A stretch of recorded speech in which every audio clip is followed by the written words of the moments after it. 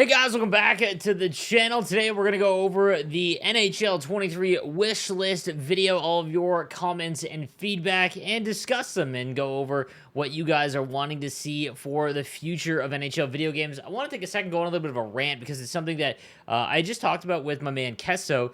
If you don't know who he is, great YouTuber, streamer, one of my very, very good friends, and our podcast, Coffee and Shell, we've been doing for about a year now. But nonetheless, I want to talk about one of the bigger perceptions in the NHL community is NHL 14 is the best game.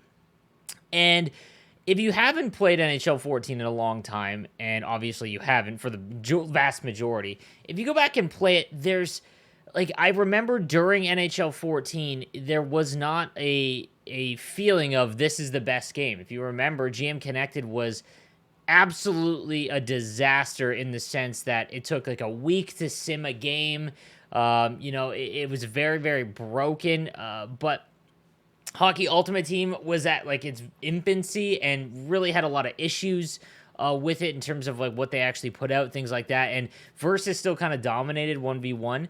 Sixes was becoming a thing, but the gameplay was good, but it wasn't exceptionally great at the time. Again, I went back and looked at and played NHL 14, and just some thoughts on why it's viewed as the best game. And I think like what has happened now, if you go back and look in the early 2000s to mid 2000s, online gaming wasn't really a thing, and this goes for all sports video games.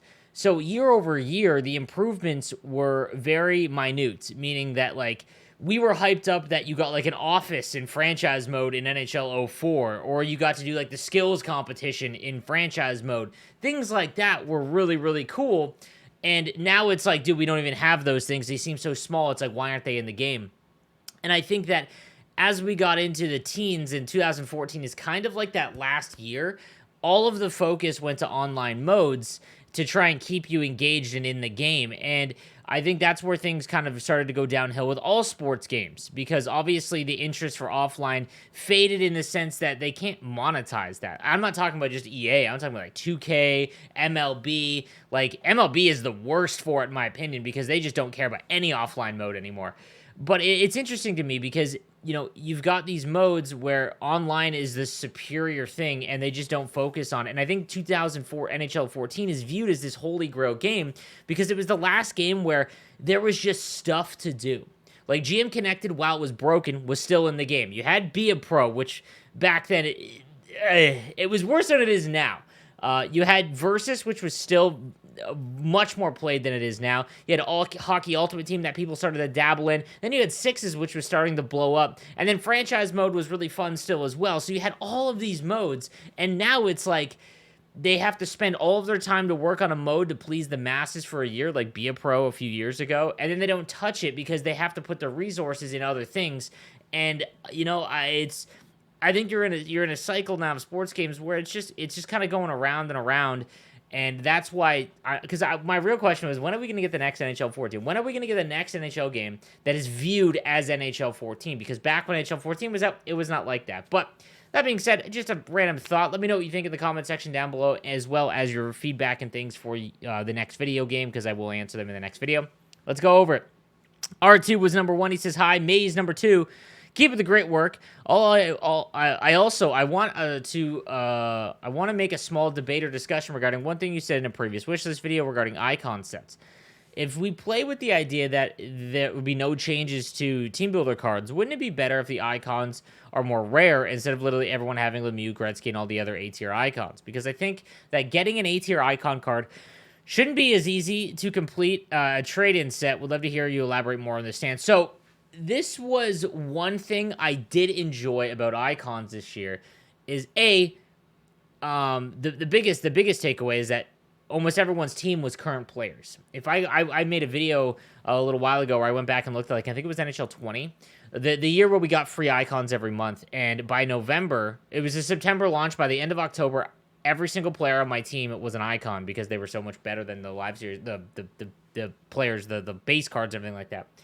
And what you're seeing now is a complete flip to the other side, where icons really aren't that usable because of their slow progression until you get to 99, and because of EA's 99 system, everything has to go up to 99.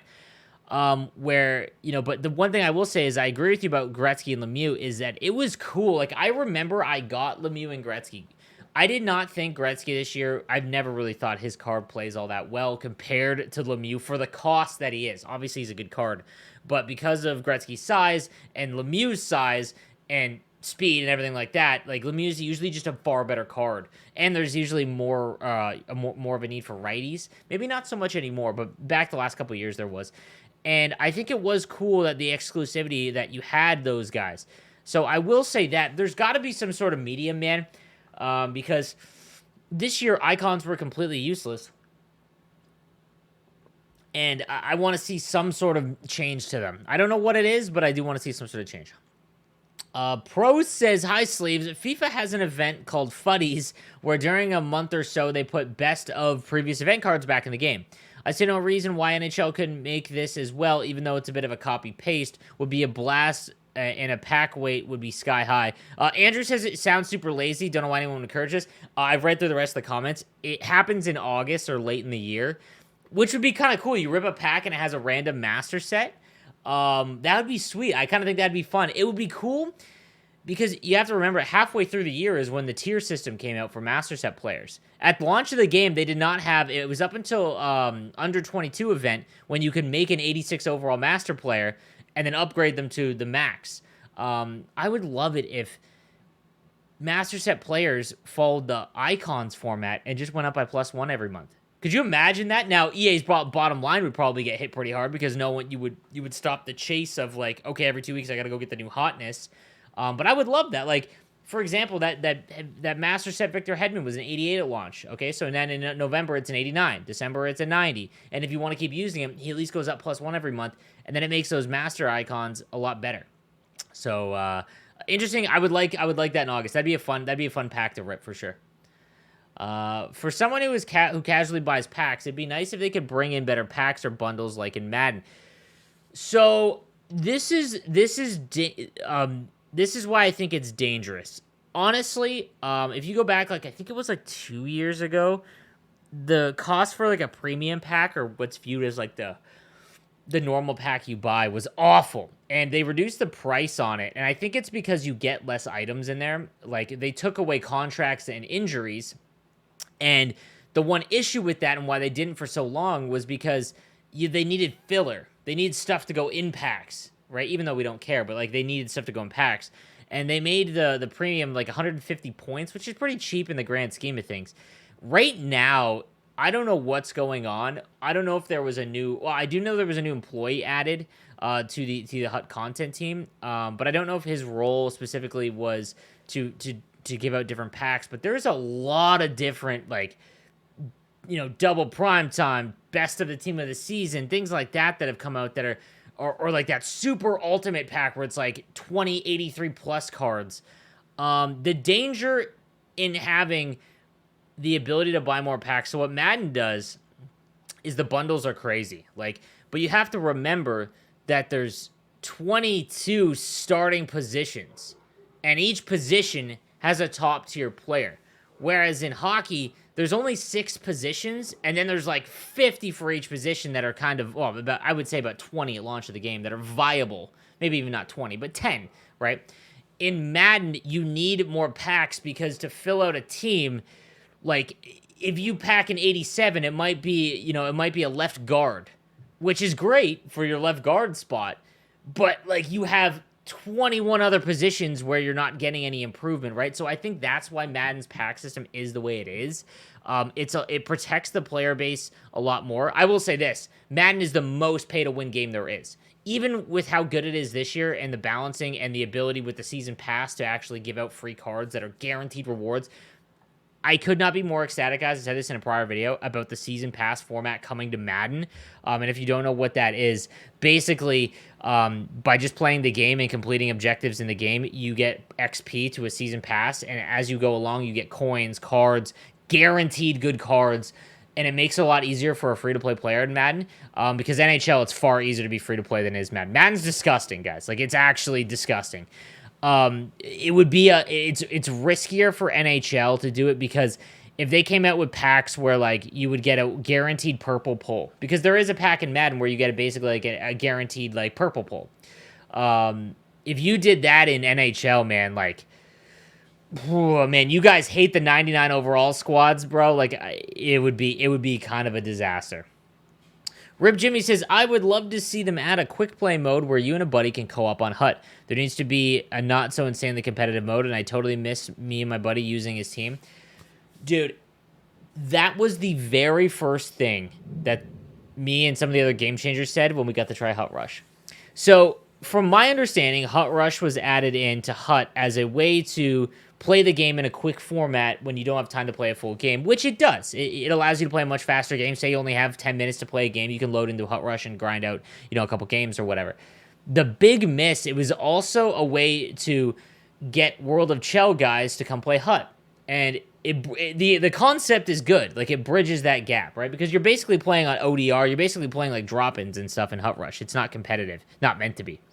But the main thing is if it's supposed to be something for, the crossover of World of Chell into Hut, why can you not play with your boys? Like, why can you not load in to a Hut Rush game? Hut Rush, guys, I've said this before. Hut Rush is one of the biggest frustrations I have with this game, because at the time that it got brought up that was going to be like the main feature out of the game, I was like, no one's going to play this. And now I see what the potential of Hut Rush could be, and it's so sad because it could be phenomenal. But yeah, adding in Hut Rush where you could play with your boys is just so much more fun. Like, I don't get it. Is IHF going to be a pro? That's interesting. Like, what do you mean? Like, imagine you can go to the World Junior. This is what I mean by, if this game came out in 2005 when online wasn't a thought yet, like, this is the stuff we would get. You go into Be a Pro and you qualify for the World Juniors in the season in December. Like, man, it sounds like such a minute thing, right? But if it was in Be a Pro, would be kind of cool. It'd be a really cool thing. But if you play Hut and World of Chell and you don't play Be a Pro, no one's gonna give a shit at all. And the problem is that takes probably like a couple weeks of resources to put it in the game. So that's the frustration currently in sports games, all the way. My man Green Bean, my dude, GWC needs to be either completely on Versus or be on Hut, but teams have a salary cap, so you can't run up against 99 all teams. So obviously I've been involved with GWC pretty heavily over the last 4 years now, and from a competitive standpoint, I 1000% agree that there's better ways to have the game played in a competitive way to find truly the best player that year, right? The issue is that you run into is that you want to grow the GWC. Like, again, from a competitive standpoint, this is not going to, people that are competitive and have a shot at winning GWC, they're not going to like me saying this, but like, you have to think from like a business standpoint in the sense that like growing the GWC to have it sustainable. When they went to Hut, a lot of people complained to the competitive community, obviously, because there's an advantage if you put money into the game. The issue is that like once it's in Hut, you get your player base expands tenfold, because even if you have no shot at Hut or GWC, you can still just load in and try. There's no friction, right? Like, you can just go in, it's in the mode.